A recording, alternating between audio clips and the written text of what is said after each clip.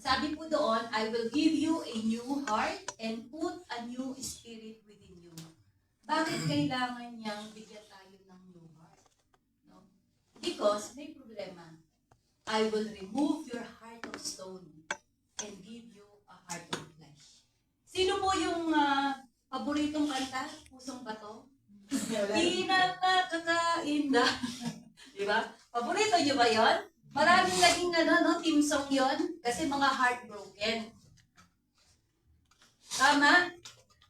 So ayaw na pong magmahal because yung namahal nila ay meron daw pong pusong bato. So because, a heart of stone or pusong bato, it is an idiomatic expression. Meaning, when you have a heart of stone, ito yung, tingnan natin. No?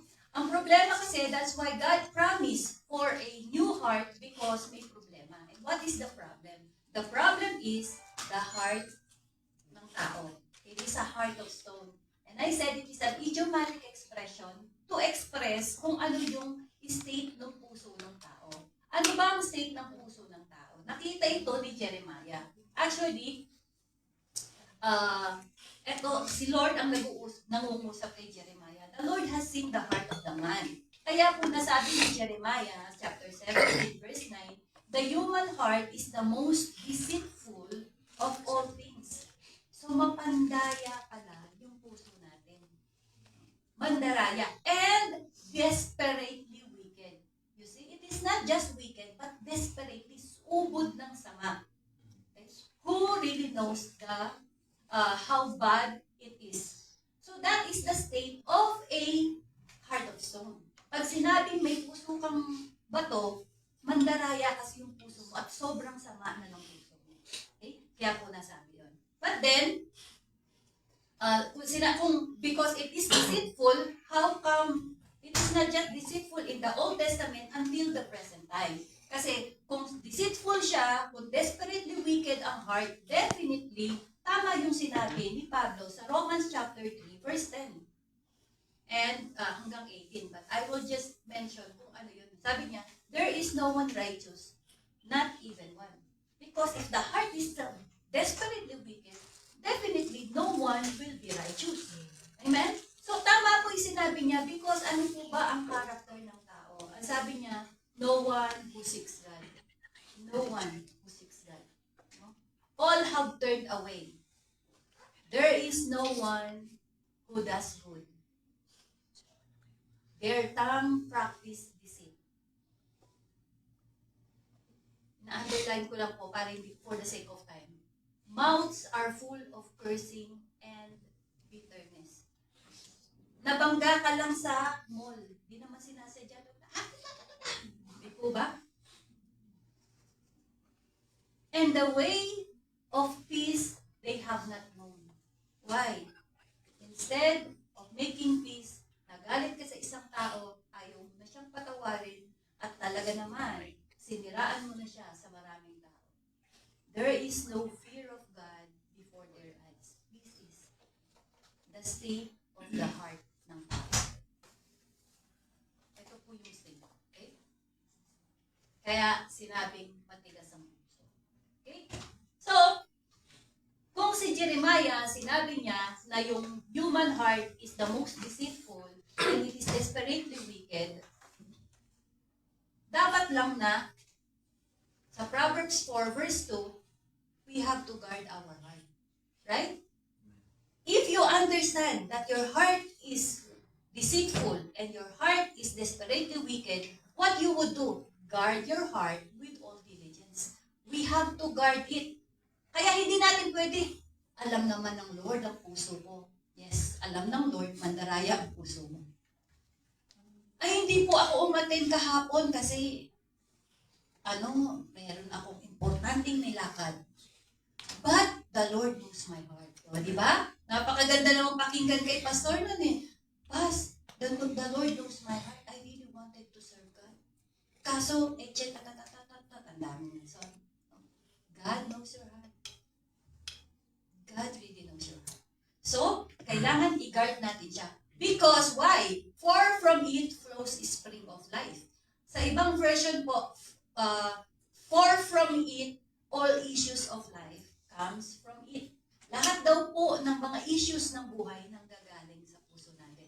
At marami pong passage sa New Testament na nagpapatunay na kaya nagkasala ang tao, it is not because si Satan, not because yung kapwa niya, it is because galing talaga sa puso.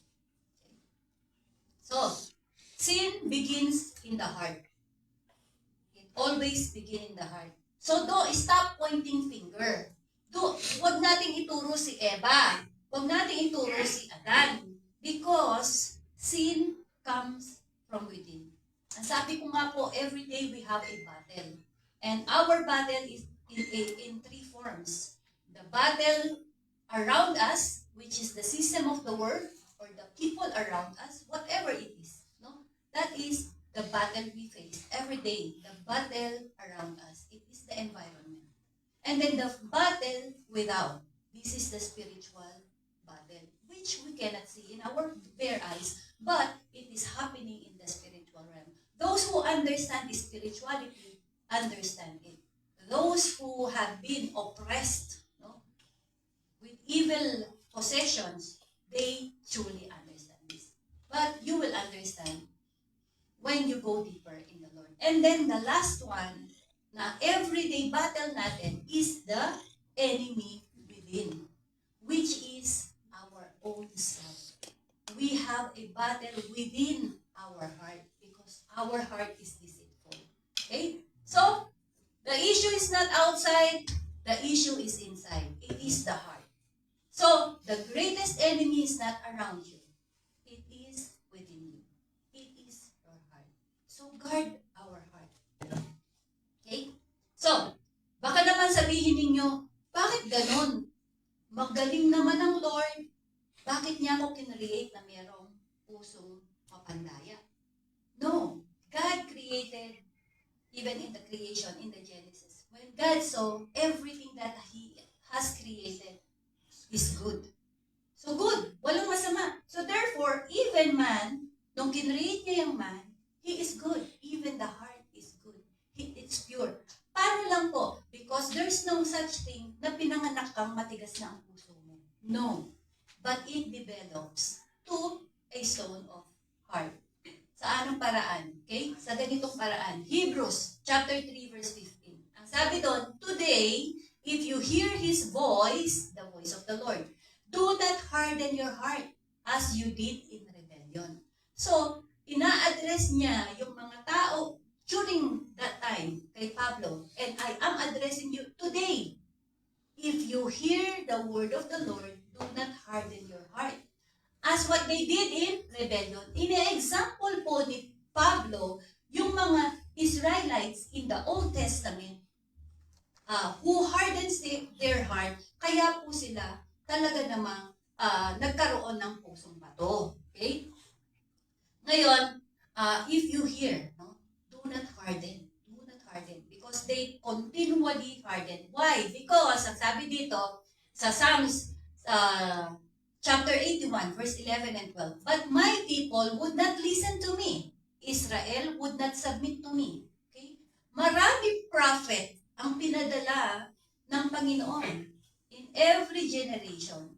Yet, they did not listen. They choose to harden their heart. Kaya sabi sa verse 12, so I gave them over to their stubborn hearts to follow their own devices. When we continually harden our hearts, then ang Panginoon, napaka-respectful, napakabait ng Lord. Hindi kanya pipilitin. Hindi pwede, babaguhin talaga kita. Mamagikin kita. Kapangyarihan naman siya di ba? No, because God's honor His word. When He said, let them have dominion, let them have the free will, if God respect your free will. Whatever your decision, if you decide to harden your heart, if you decide not to listen to the word of God, God will respect that. If, sabi natin, Jesus died at the cross, no? For God so loved the world, so binigay niya ang kanyang bugtong ng anak for the whole world. Yet, not the whole world except Lord Jesus Christ. Because it is by decision that you get saved. It is your decision to receive the gift God is giving you. So, sabi po dito, in Psalms, so I gave them over to their stubborn hearts to follow their own desires. Hinayaan ng Lord. And so the thing, kung nagiging stubborn tayo, same po ang mangyayari sa atin. God will give us to our stubborn heart and do our own desires. Pero yung consequences, hindi natin matatakasan. Amen? Hindi natin matatakasan. So, mahaba siya for the sake of time, pabasahin ko dito. Pinakita dito in Romans, in-explain po kasi ni Pablo yung word na binasa natin in the book of Psalms. Ang sabi dito na ibinigay na daw po niya yung kagustuhan ng mga tao. Okay? So sa verse 20, here it mentions even though po people have seen the glory of God, nakita nila na talagang may Diyos. Makita mo nga naman ang langit, makita mo yung mga ibon nagliliparan dyan, hindi nagugutom, na hindi naman nagtatanim. No, you know there is God. Amen? Amen. If you feel the wind, the cold, the sun, you know there is God. Amen. Especially if you see your loved one. Amen. Amen. Hindi ba laptop? If you see your brethren, pakilalamin mo na naka-pick yung matabi mo. So pag nakita mo yan siya, or even if you look, no? Tumingin ka sa mirror, sa umaga, nakita mo yung sarili mo. Alam mo, someone has created you. Amen? Amen. And there is God. Amen? Lalo na ang ganda ng ilong ko. Asyal. Di ba? Huwag niyo kung ginaganyan ang ilong niyo. Kasi Hinahanyan. alam niyo, pag natira kayo sa US at kanya ginawin kayo. Because the Lord is so sovereign. He knows kung anong style ng ilong ang ilalagay niya, depende dun sa klima, to the climate. That's why they have a long nose, kasi nga malamig, para hindi na pumasok. Eh sige. Kaya nga kami po nanginginig na dun sa Georgia. Mangisay-isay kami ni Pastor Bernard. Kasi pasok agad yung mga lamig sa ilong namin. Amen. Mga tirang araw sa malamig pa. We know that there is God. So, in the Old Testament, they have seen the goodness of God. They have seen the miracles. Amen?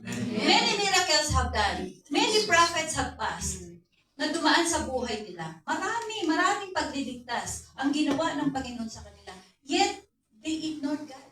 They did not listen to the word of God. Same thing po. In the New Testament, nagpakain, miracles. Ang Panginoon, nagpagaling, nagsaway ng bagyo, pinalakad sa tubig, and so on and so forth. There are so many things.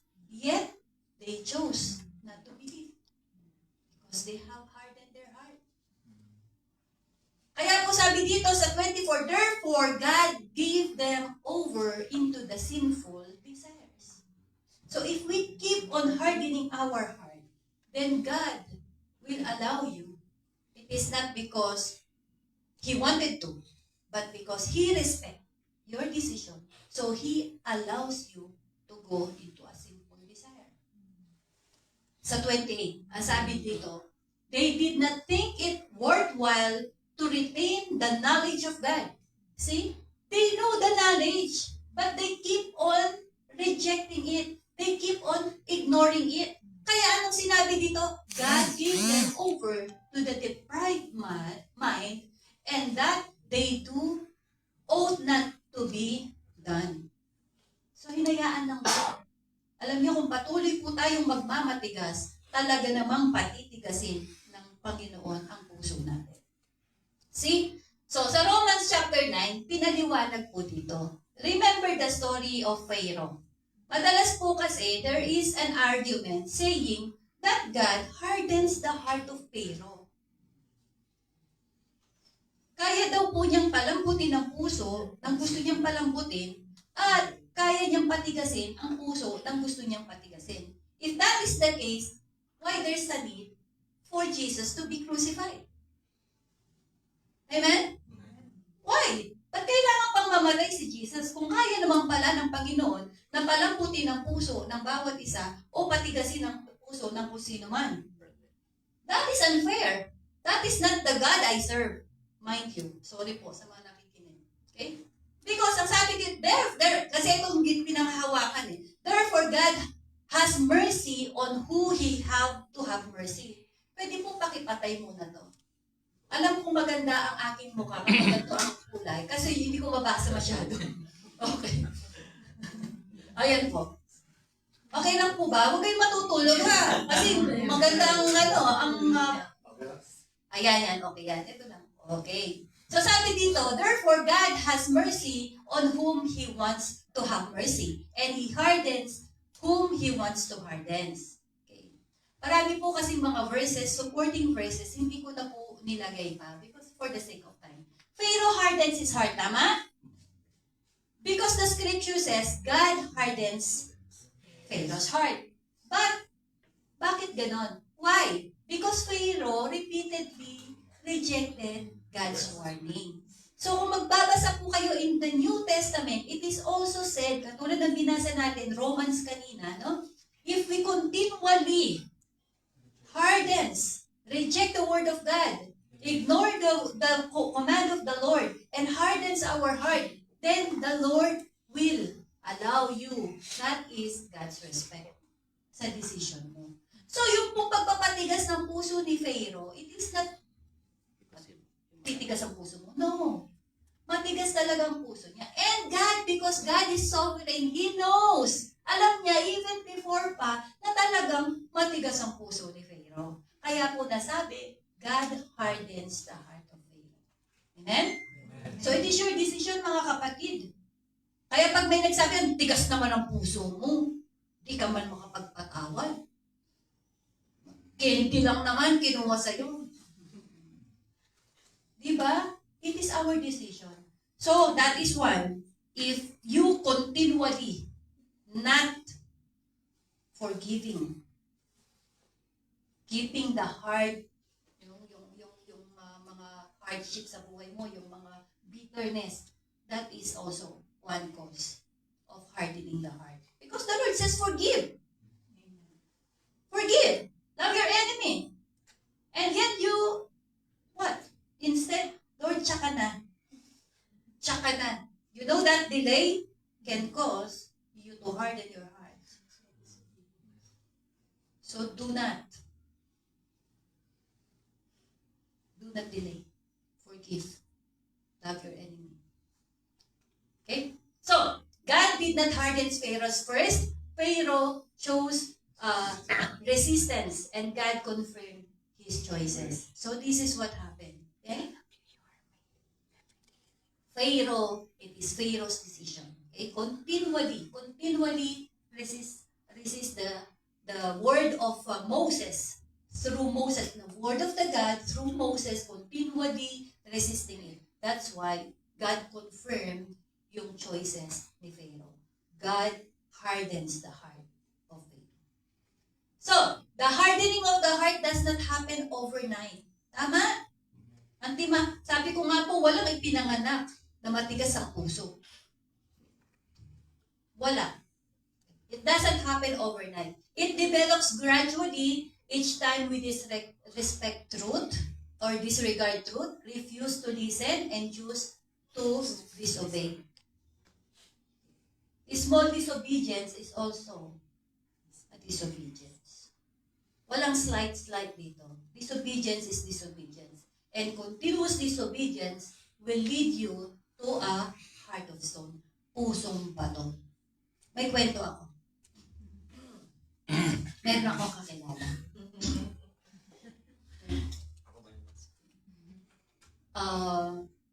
Merong isang babae. There is this, kuya, I'm sorry. I forgot. There is this, a woman. No?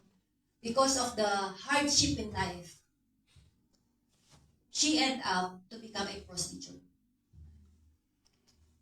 So, being a prostitute, she's, at first, she's very shy to do that, right? She's very shy to do that. And actually, his conscience says, don't do it. But hardship of circumstances, she did it. Yung unang araw niya, ligo siya. Hindi niya matanggap sa ginawa niya. Ligo, talaga namang sapon, kadkad, lahat. The second time, she did it again. But with the hope na baka sakali, that man she's there will marry her and take her as her own. So with all the promises given, at the end, she was left behind. Go back to another man. Same.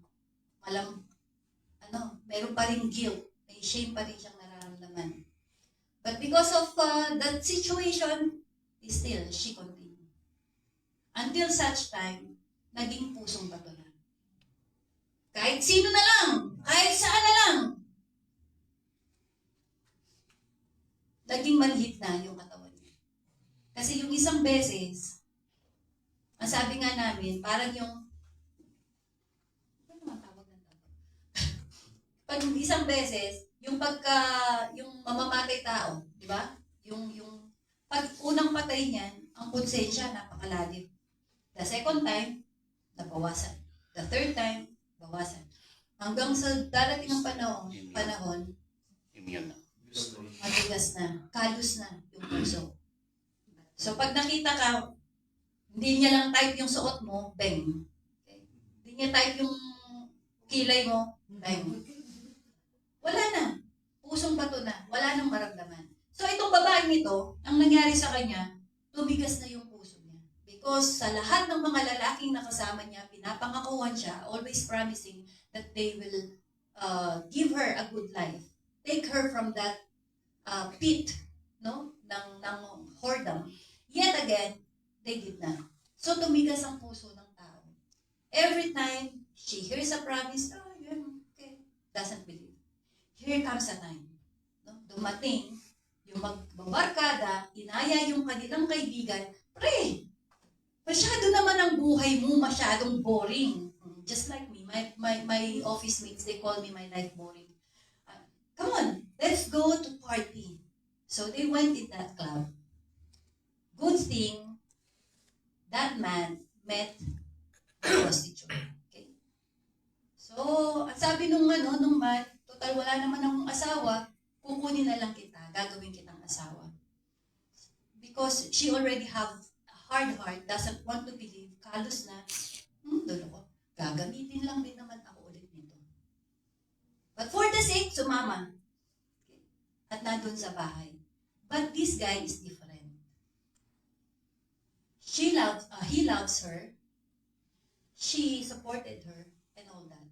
But because her heart is already hard, doesn't believe that love is indeed real. Hindi po siya naniwala. So what she done? Balik pa din siya. Balik, uwi. Balik, uwi. Alam niyo po, nagkaroon sila ng mga anak. Nagkaroon sila ng mga anak. Ngayon, itong taong ito, nung malaman, baog naman pala yung lalaki. Pero alam mong lalaki na hindi kanya yung mga bata. Pero tinatanggap niya. Anong judgment niyo? Tama-tama. Anong judgment? Tama-tama. Diba? Oh. Diba? Ano naman judgment natin sa babae? Pusong bato. Di po ba? Tama? Anong judgment?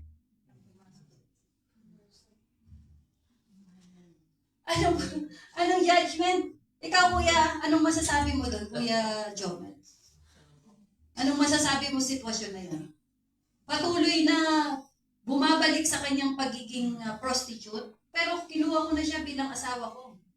At pagkatapos, pag nabubuntis siya, pero alam ng lalaki na hindi kanya yun kasi alam niya baog siya. Pero nagbubuntis siya. Diyan pa Pero tinatanggap niya. Tapos, Hindi ko pa masabi kasi siguro mahal talaga nila. So, diyan papasok ang pagmamahal na hindi nakabase sa laman. talaga ba? Pag nangyari sa'yo yun, Kuya Aaron. Hindi ba? ibig sa damdamin. O yung kapitbahay na lang, siguro, naku, tama talaga nito, di ba? Ano ka ba? Ang daming babae. Bakit ka ba nagpapakain? Alam niyo po, totoong istorya to. Kinuwento ko lang ng pagano'n. Pero this is a true to life story. Yan po yung Hosea's love, painful love story. Bakit ko sinabing painful? Kasi pwede ko namang sabihin bittersweet. If it's bittersweet, there's love, there's sweetness, but sometimes becomes bitter because of the quarreling or misunderstanding. But this time, it's not just a bittersweet relationship. It is a painful love story because it's only one way. Never minahal siya ng babae. Okay, so this is the story. Okay? In Hosea chapter 1, verse 2 to 3, when the Lord first spoke to through Hosea, he said to him, "Go, take a wife of promiscuity and a children of promiscuity, because the land is committing blatant acts of promiscuity by forsaking the Lord." So, sino nagsabi kaninang tanga-tanga nung lalaki? Sino nagsabing pusong bato yung babae? Alam nyo, yung pusong bato na yon can be us. Tayo yun. Tayo yun. As we see this story. So si Hosea, sinabihan ng Panginoon, get a wife, a prostitute. Promiscuity meaning prostitute. Or having multiple sexual relationship without love. So prostitute. Sobrang masama. Okay? Because, at pagkatapos, magkakaroon kayo ng children out of adultery. Okay? So ngayon, bakit po niya ginawa yun? Bakit daw? Because the land is committing blatant act of promiscuity by forsaking the Lord. Bakit po? Ginamit pala niya itong kwento na to, hindi siya kwento, buong buhay po ni Hosea para ipakita sa mga Israelites, this is what you are doing to me. Si Hosea is representing God. At yung si Gomer, so he went out and married Gomer, daughter of David, and she conceived and bore him a son. Okay? So, nagkaroon siya ng mga anak. Okay? So, ito po si Gomer, ang siyang nagre-represent as Israelites. So, yung mga Israelites, patuloy kasi, they are worshiping other gods. They are not worshiping the true living God, or Yahweh. Kaya po, nagagalit ang Diyos sa kanila. So, he made Hosea as an example of his love. Yung grabing love ng Lord. Okay? So, ngayon, si Hosea, kinuha niya si Gomer bilang asawa at nagsama sila. So, Hosea chapter 2, verse 4, "And I will have no compassion on her." Si Hosea po ito. "Because they are the children of adultery." So, they are really children of adultery. Hindi po talaga anak pala ni Hosea. Sila'y anak sa labas, knowing alam ni Hosea yun. Yet, tinatanggap niya pa rin sila. "For their mother has played the harlot and has conceived them in disgrace." Okay? "For she thought, I will go after my lovers who give me bread and water, wool and linen, oil and drinks." So, parang tayo, di ba? Teka lang muna, Lord. Balik, may work pa eh. Tapos balik tayo dito ng Friday. Hallelujah. Praise the Lord, no? Paiyak-iyak pa tayo. Tapos, pagkatapos mamaya, after lang nito, saan pupunta? Estraha. Nag-inuman. Tama? At pagkatapos, balik na naman ng Friday. Kay buti-buti mo, Panginoon. O, diba? At pagkatapos, same. Babalik ng babalik ng babalik. Alam mo, while I'm doing this message, sabi ko nga kay Pastor Bernard, parang na-frozen yung utak ko dun sa Georgia. Ang hirap ko siyang mabuo. But actually, hindi ko siya mabuo because I am seeing myself as a Gomer. While doing it, I'm crying. I stayed here until 1:01 in the morning just to do. Kaya po, kung tutulugan nyo lang ako, maawa naman kayo sa akin. Kasi hanggang alauna po, gumagawa kami ng message ni Pastor Bernard. Minsan lampas pa. Kasi hihintay mo talaga kung ano yung gusto na message ng Lord. Okay? So, nakita ko yung sarili ko sa story ni Gomer. Because for 13 years, palagi akong balik ng balik, paano yumaman. To the world, lagi, payaman, punta ako doon. Sige, puro po ganun ang buhay ko. So, nakita ko yung buhay ko dito kay Gomer. So, minsan, alam niyo po, hindi lang yung aalis ka, babalik ka, aalis ka, babalik ka. Ang nakakatakot, itong si Gomer, hindi na bumalik. Nagkaanak po sila, si Jezreel, si Lo-ruhamah, at si Lo-ammi. Ibig sabihin ng Jezreel is bloodshed. Okay? Lo-ruhamah is not loved. Not loved. At pagkatapos, Lo-ammi ay not my people. I will teach that in some other time. Wag po ngayon. Okay. So, si Hosea, sa verse 3, verse 1, umalis nga, di ba? Sabi niya, punta muna ako doon kasi binibigyan nila ako ng mga linen, magagandang pera, ng oil. Yung oil kasi doon, pabango. No? Mga pabango, mahal sa panahon na yon.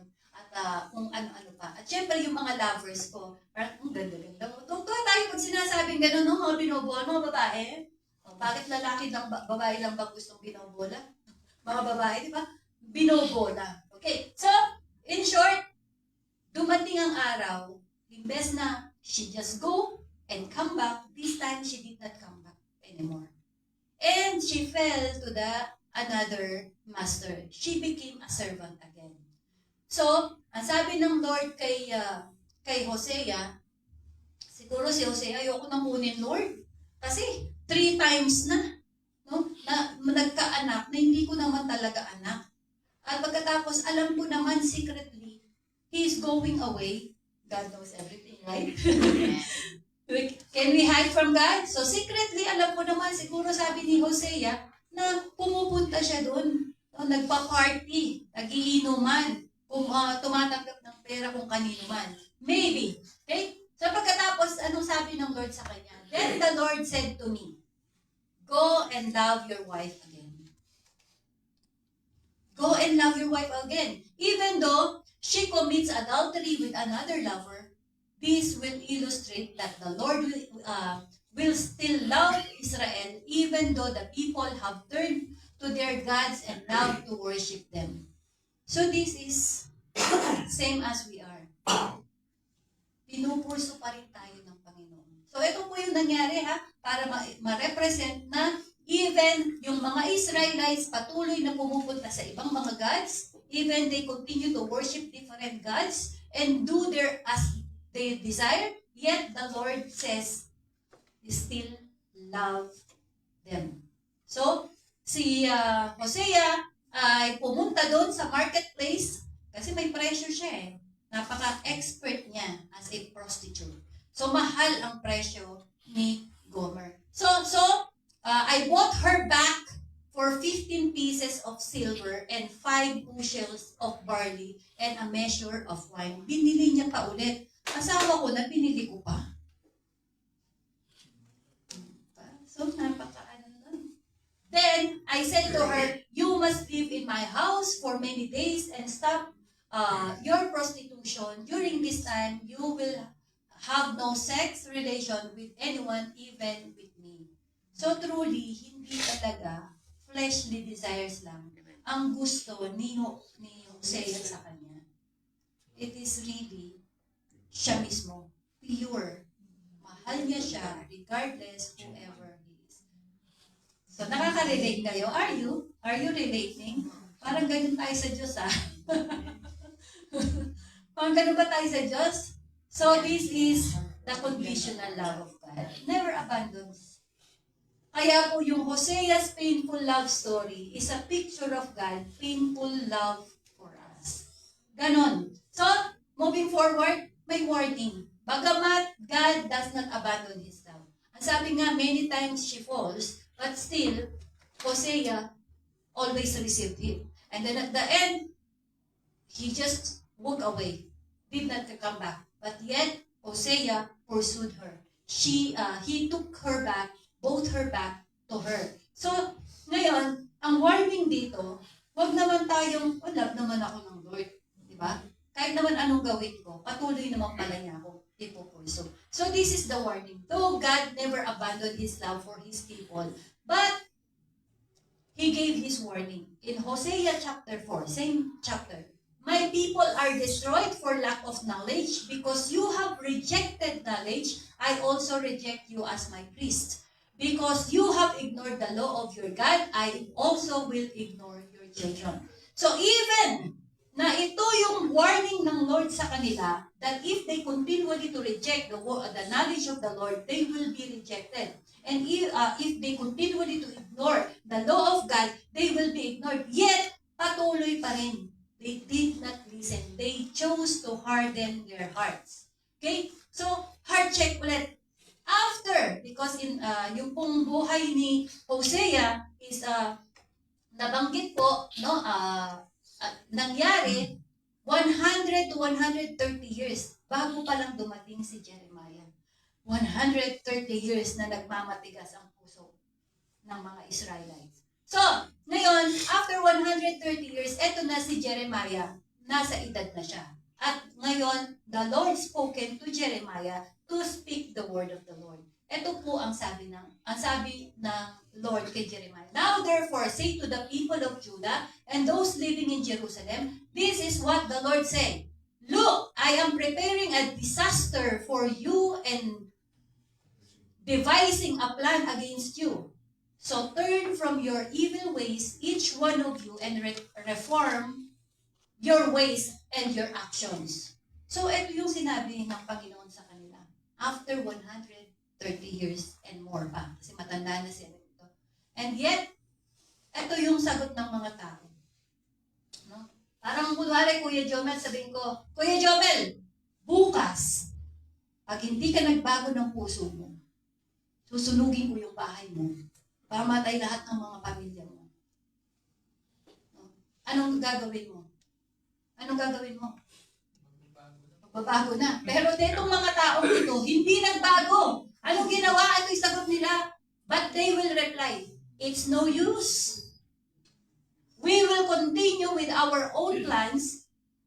We will all follow the stubbornness of our evil desires. Diba? Even with the warning, ang Panginoon hindi ka niya basta ilalagay. Kaya nga, diba, mga kapatid, no, na biglang pumasok sa isipan ko. Hindi ka lang basta ilalagay ng Lord dun sa impyerno. He will not just pick you and put you in hell. There is warning.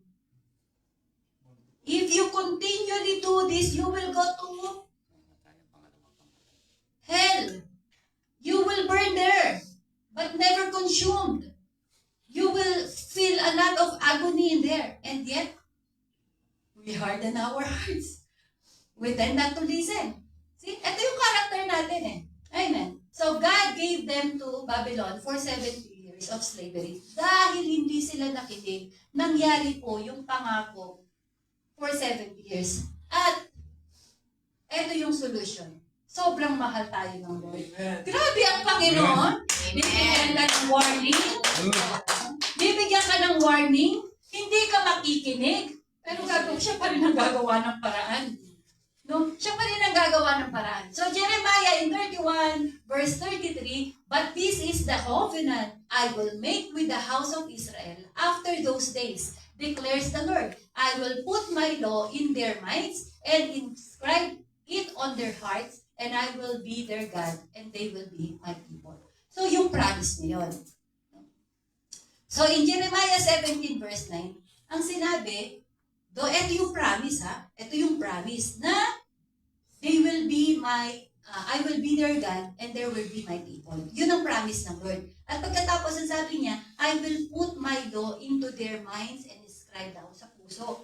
Ang problema, ang sabi ng Jeremiah 17, yung puso ay deceitful. At pagkatapos, kinuha ko po yung verse ngayon ay sa BSB. Ang sabi, beyond cure. Ibig sabihin, pagka desperately wicked, sobrang sama na, wala nang cure. Parang kumbaga, terminal. No? Wala nang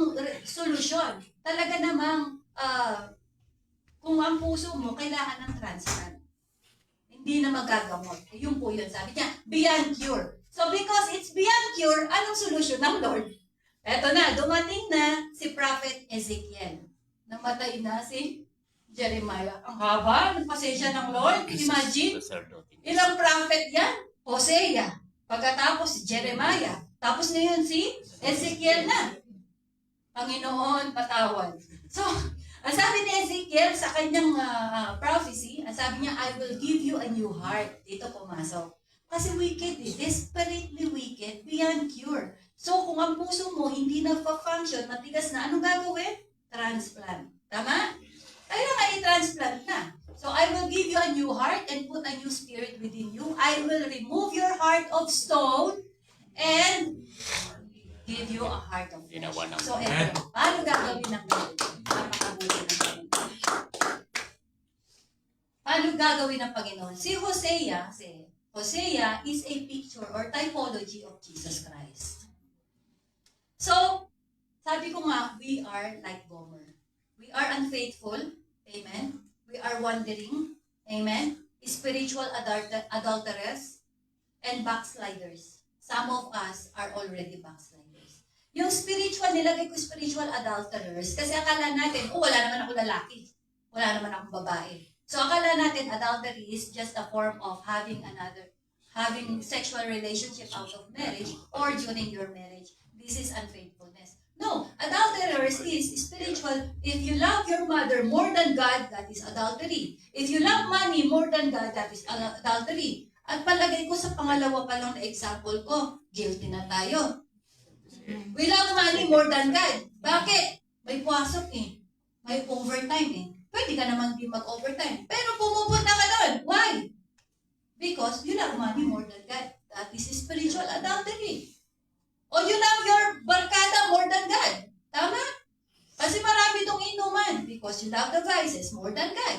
You love the world more than God. So we are all adulterers. Wala pong excuse. So we are like Gomer. Amen? Amen. Gomer! Yet, Jesus pursued us at the cross. Katulad ni Hosea, hindi niya inayaan na bagamat ito yung character, si Hosea goes still to Gomer back. So Jesus pursued us at the cross, katulad po ng sa Romans. Hosea did not ask first. Pag nagbago na siya, if she changed her mind, if he changed her heart, if she loves me, if she will not do this prostitution anymore, then I will get her as a wife. No. Katulad natin, even when we are still sinner, God, perform His love for us. Amen. Pinakita niya na yung love niya sa atin. He died at the cross. Amen. Even when we are still sinner. Even when we don't accept or tinatanggap yung love sa atin ng Lord. Okay? The ultimate redemption ngayon, si Hosea, ang ginawa niya, nagbayad siya ng 15 silver and 5 bushels of barley. But Jesus paid with a price, mga kapatid. No, ayun po yung verse, nakikita nyo. So, Hosea walked in the marketplace kasi nakatayo din si Gomer. Binebenta ulit as a trade. So, Gomer, pumunta siya doon at binayaran niya, binili niya ulit. Alam niyo tayo,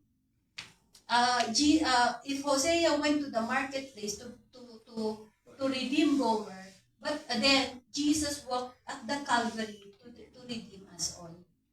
Tayong lahat na katulad ni Gomer, pumunta siya sa Kalbaryo. Hosea removed the shame, Jesus removed the sin. Yun ang napakaganda. Kasi yung shame, ano lang yan, part lang ng kasalanan na nagagawa natin. But then Jesus removed it all. Lahat ng mga kasalanan na nagagawa natin. So si Hosea stretched his hands to Gomer and sabi niya, I will not leave you in slavery. Because Gomer is back, no? Doon sa ibang master, siya naging slave ulit ng dati niyang ginagawa. So, hindi pumayag si Hosea. So, yung even in the backsliding, kasi hindi na siya bumalik, yung pumbinasa ko kaninang verse, no? Pumupunta-punta lang siya, pero ngayon di na siya bumalik. Even in our backsliding, Jesus stretched His hands at the cross saying, never will I leave you, never will I forsake you. Kahit na patuloy ka nagkakasala, kahit patuloy kang bumabagsak, yet, ang sabi ng Lord, go back to the cross Amen. because patuloy kitang mamahalin. Patuloy kitang tatanggapin. At katulad dito, sinabi dun sa Hebrews, kung si Gomer, because he's coming back, palagi siyang bumabalik kasi meron siyang nakukuha mga material things doon sa kabila. Ang sabi dito, keep your lives free from the love of money and be content with what you have. For God has said, I will never leave you, I will never forsake you.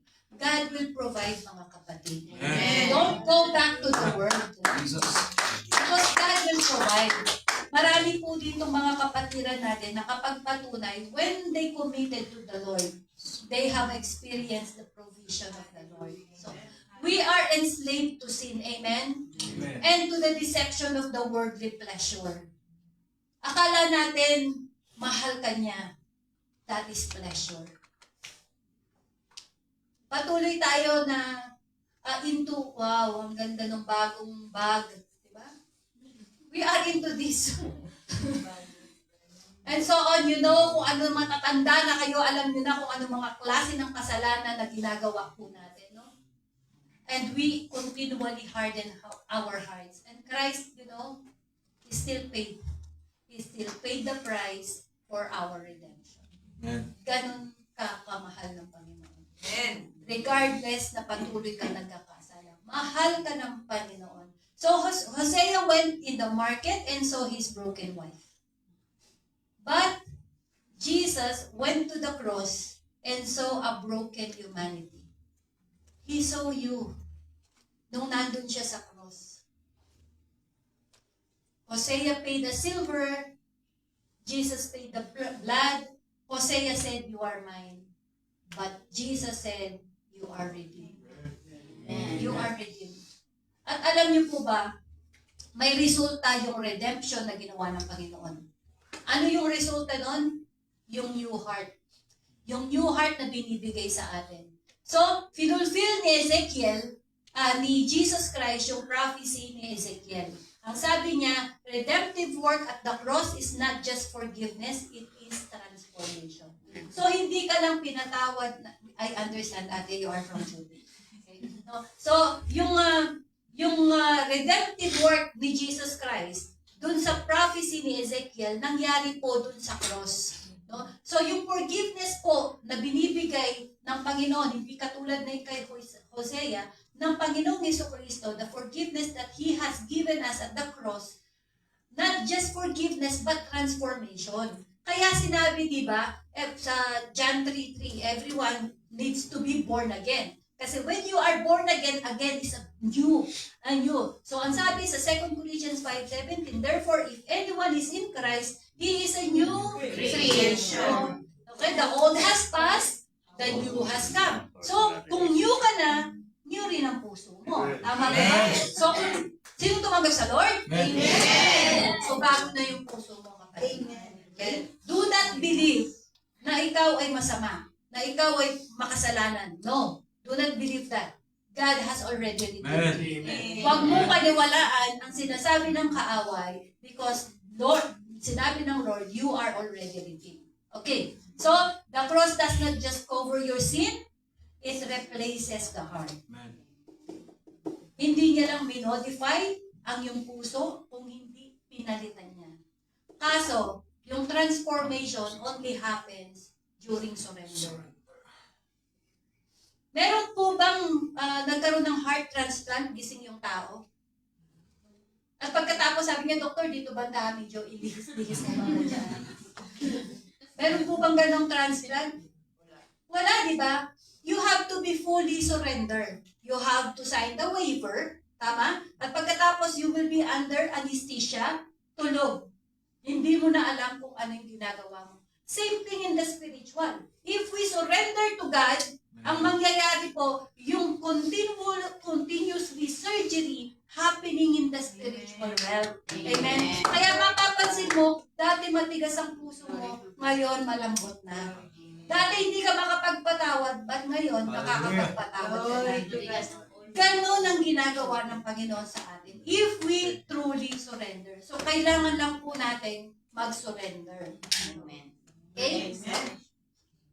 A transformed heart, of course, is also, a redeemed heart is, ang resulta niya, a new heart. So, pag meron kang new heart, nagdi-desire na siya for God. Amen?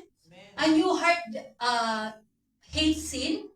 A new heart loves righteousness, respond to conviction, and seeks holiness. So, kasi bago na siya. Kaya nagiging gato na. Dati, walang conviction. Kagagabi po, may mga kapatid tayo nagte-testify. No? Dati, walang conviction. But now, there is conviction. Why? Because the surgery is happening in the spirit. Amen? A new heart ay nagtatransform na siya. Amen. Transformation, kasi merong transplant na nangyari. So, you're being transformed from one glory to another level of glory. Amen? Kaya ngayon yung puso mo, iba na siyang tumingin. Tingnan natin muna. Okay? So, sabi niya, kasi pagka na gano'n, nag-change na ngayon. Ang nature mo, yung desire mo, yung direction mo, iba na. Dati, pag may problema, pagbihira naman, Lord, di ba ganon? But ngayon, iba na. Katulad ng sa akin, actually, experience namin. No, iba na pag may problema, Lord, ano na yung gagawin mong magandang bagay? Na-excite ka na. No? Iba na ngayon ang yung perspective because you understood it. So, through the cross, Jesus does not improve us. He transforms us. Hindi ka lang niya, gagawin kitang mabait na. Sige. Ito lang, modify lang. No? Tatanggalin lang natin itong parte na medyo magaspang dito. Pero ito, okay lang to. No? Hindi po. Transformation talaga. Total package. Amen? Kaya huwag mo sasabihin, hindi ko talaga kaya yan kasi ayaw mong mag-surrender. But when you surrender, actually, napakadali ng Lord mag-work sa buhay mo. Magiging madali siya. Sabi niya, mahina ba ang Holy Spirit? Napakapangyarihan ng Holy Spirit. Bakit? Kaso, very respectful na ang ating Panginoon. Even the Holy Spirit is very respectful. No? Hindi siya nag-work basta-basta unless you allow. So that there must be a surrender. Naalala ko po. Medyo hahaba yan. Naalala ko po, no? Yung mga pinagpo-pray namin for deliverance. No? When we start praying, yung tao na yon hindi naman siya nagko-confess pa. We don't know it. But because that spirit na nasa kanya can sense the spirit na nasa amin, which is the Holy Spirit, antimano, nagre-react na yung spirit. Nagmamanifest na. Meaning, the evil spirit has no power and authority over the spirit within us, the Holy Spirit. Bakit ngayon hindi nagkakaroon ng total transfer? Because yung mismong will ng tao, ayaw niya pang i-record yung bagay na yun. Pero yung spirit, automatic yan. Antimano yan. Wala pong kahirap-hirap. Kaya kami, never na kaming natatakot sa mga nangingisay na mga nanggigigil at lumalabas ang mga laway at lahat. Hindi na po. Because we know, they are very weak. Wala silang match sa Holy Spirit. Sino ang pinakamahirap kalaban? The heart. Okay? It is the heart. Okay? Next po. So, ito na po tayo sa ating warning ulit. Warning. Hindi ko po sinasabi to for you to be scared or for you to be fearful. But I am saying this for the sake of urgency. Nakikita po natin ang mundo ngayon. We might not know, baka bukas lang, andyan na si Lord. That urgency. Kaya ko po sinasabi to. And because of the dream that I have, I will not tell it for the sake of time. Okay. Ang sabi po ulit sa Hebrews 13, today, if you hear His voice, do not harden your hearts. Amen. Do you hear His voice today? Amen. Do not harden your hearts. Sapagkat, because, ito po yung ito po yung warning. Because you have rejected my knowledge, I also reject you as my priest. Remember, may naituro ako that we are today the priest of the Lord, mga priest tayo. So, i-reject mo pala tayo ng Panginoon. Because you have ignored the law of God, I will also ignore your children. Yung rejection will not happen unless you reject the knowledge. Okay. Unless po. So, hindi ka i-ignore ng Lord or hindi ka i-reject ng Lord kung hindi ikaw muna ang nag-reject. Amen. Ang sabi po sa John chapter 12 verse 42. Ang sabi doon, no? Jesus, I have not come to condemn the world but to save it. So si Jesus Christ dumating hindi para i-condemn or kung sabihin sa'yo, o ikaw, doon ka sa impyerno. Ikaw, hindi ka ligtas. Hindi po. Lahat po. Kaya siya dumating to save the world. So he came to save the world. Yet, ang sabi niya, hindi daw po siya ang magko-condemn. Sino yung magko-condemn sa verse 48? The word that you have rejected will condemn you. So si Jesus Christ, regardless makasalanan ka, kung ano man ang ginagawa mo, He will still love you. He will still have the power to save. Yet, if you reject Him and His word, then the word that you reject ang siyang magko-condemn po sa atin. Malinaw? Fair po ba ang Lord? Amen. Fair siya? Amen? Hindi siya basta-basta maglalagay ng tao sa impyerno o sa langit. Fair po ang Panginoon. Okay. So, yun po yung warning sa atin. Ano? If we continually. No? Yung word po ang siyang mag-reject sa atin. So, in Hebrews, ulit, the warning still stands today. So, yung warning niya in the book of Hosea, so many years ago, 1,000 years ago, it still stands today. Ang sabi po, if you hear the word of the Lord, or if you hear His voice, do not harden your hearts. Did you hear the word of the Lord today? Amen. Therefore, do not harden your heart.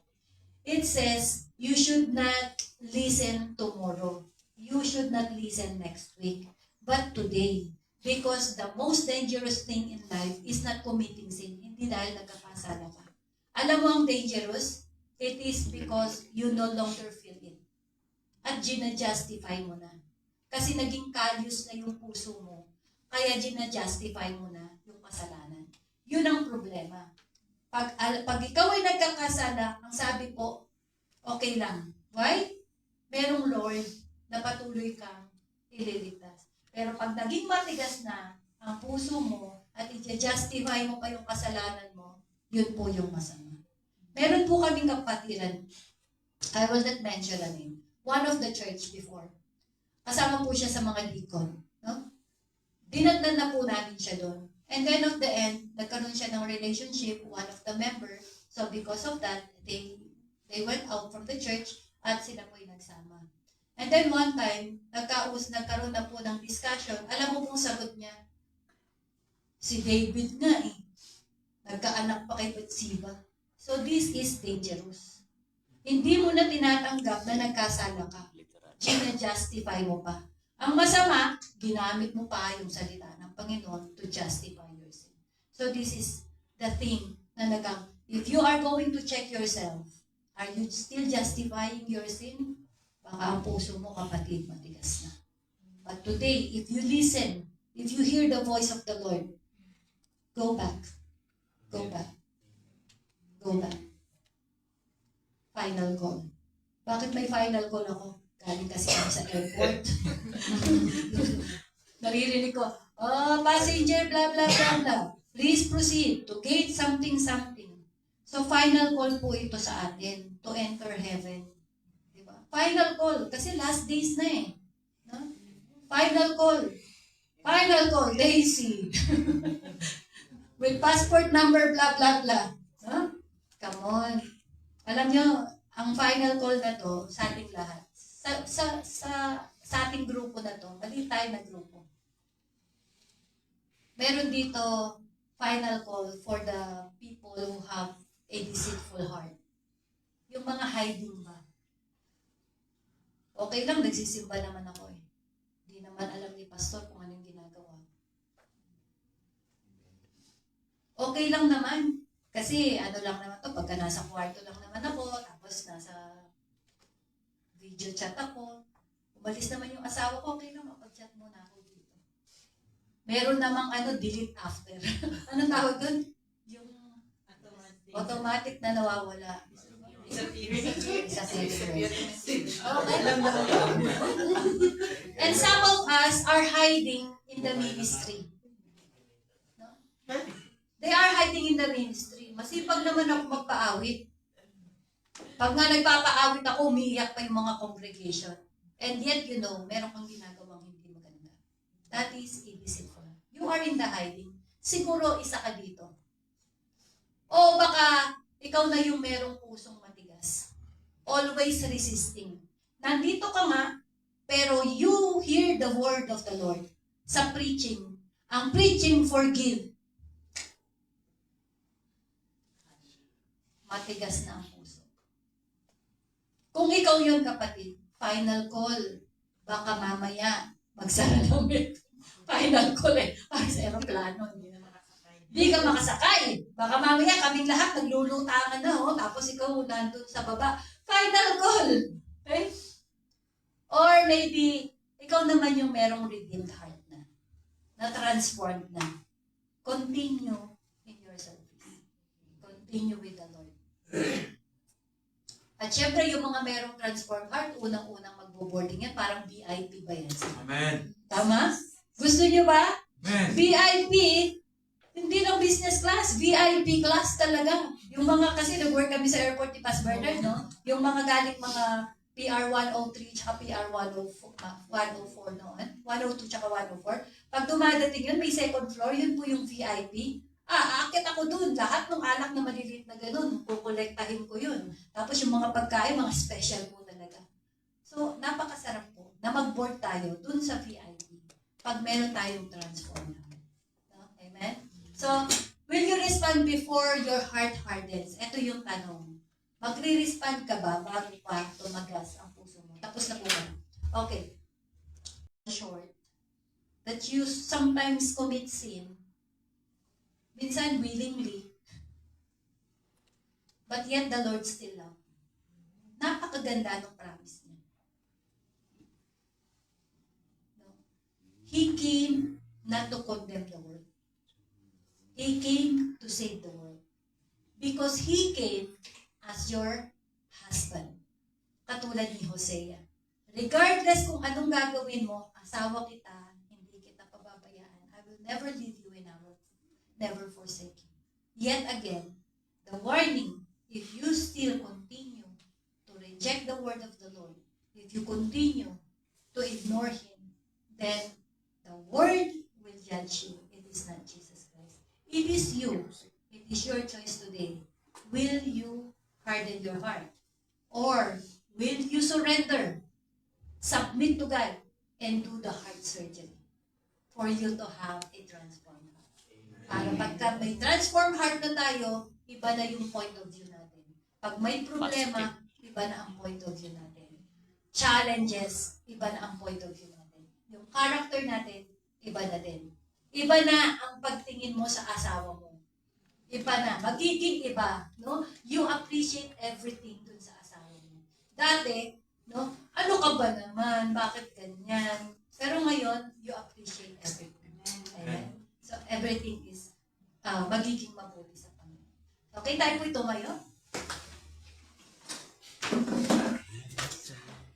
Hallelujah. Lord Father God in heaven, today po, we come back to you. Do and surrender, O Lord God. Do the heart surgery, O Lord God. We don't like a modification. We want a total transformation, O Lord God. And we know, Lord, we cannot do it by our own human capability. It can only be done if we surrender and by the power of the Holy Spirit. We know, Lord, that the cross stands still and calling us to come back. Even we backslide, you are there to get us back, Lord God. Lord, help us to hear your voice.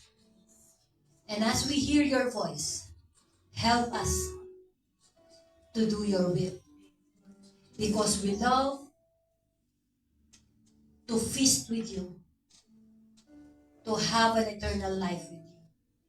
We love to celebrate you and to continually obey you, Lord God. Lord, thank you for today. Thank you for this message. Yes, Lord. Thank you, Lord. We know that knowing that someone loves us, even we fall short of of your will, you will continually to redeem us. If you are that person, always come back, because the Lord is not condemning you. The Lord is transforming you. The Lord is loving you. The Lord is calling you today. Lord, thank you again. This is our prayer. In Jesus' name.